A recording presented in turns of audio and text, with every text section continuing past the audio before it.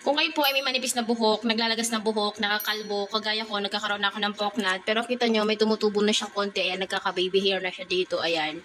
Ito po yung spray nyo sa buhok nyo. Gawin nyo to natural lang, walang halong chemical, hindi ka gagastos ng malaki. Ito yung, napanood ko ito kay Doc Page, ayan. Ito yung cloves, at ito yung rosemary. So, itong dalawa na to, pakukuluan mo siya sa 1 litrong tubig, lalagyan mo siya ng 2 kutsarang cloves, 2 kutsarang rosemary. Pakuluan mo siya ng mga 5 minutes. And then, palamigin mo siya at i-transfer mo siya sa spray bottle mo. Ito lang kasi yung available ko, spray bottle. So, i-spray mo to tuwing gabi, pwede siya. Bago ka matulog, yung pagkaligo mo, sprayan mo siya para pagdating sa umaga, maganda. And then, massage mo siya, ha? Huwag yung sobrang dami, ha? Yung tama lang, okay? Ayan. So, gagawin mo, halimbawa, ito, ini-spray mo siya sa buhok mo. Ayan. Ako, gaganyan ko siya. Ayan. Ganyan, no? Ang dami ko ng puti, oh. Tapos, massage mo siya. So, hairline ko. Pinaglilinya-linya ko. Ayan, ganyan. Diba? Parang ang healthy ng buhok ko. Ako, ilang weeks ko na ito ginagawa. So, bago ko siya dinemo, tatry muna natin siya, no? Ito, wala namang masama dito, guys, kasi natural naman to. Ayan, tumutulo sa buhok ko. Ganyan-ganyan mo lang siya. Ito na, ang linis ng anit ko. Wala yung kadandrap-dandrap, guys. Ayan. Hanggang sa matapos mo yung buhok mo. Malalagyan naman lahat yan, suklayin mo siya para kumalat. Ayan. Sa anit ko talaga siya nilalagay. Para pag tubo ng buhok mo, maganda. Mag-spread naman yan sa buhok mo, guys. Don't worry. Ayan, para lang di tayo masobrahan.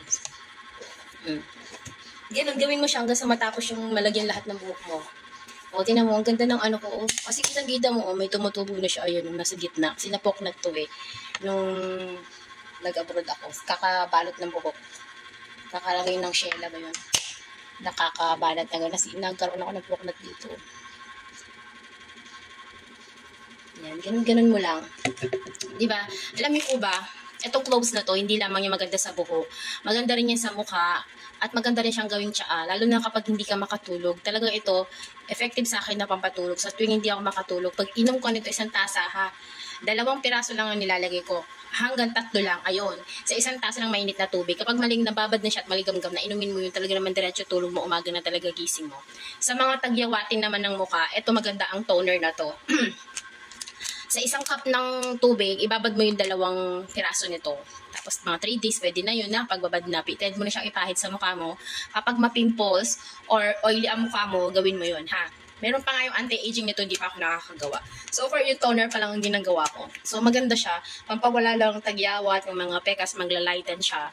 Kaya, naku, napaka-epektibo ng cloves na to. Kaya kung gusto mo ring matry yung mga benefits nito, ilalagay natin yan dyan sa ating basket dyan sa baba ha, para makita nyo at check out nyo siya agad. Yung rosemary naman, meron din sa basket natin. Pero pwede rin bumili sa mga groceries kung malapit kayo. Pwede rin mabili ito doon. Pero dito kasi mas mura kasi pag dito sa, alam nyo na, dito natin siya binibili, diba? So, ayun lang. Sana nakatulong.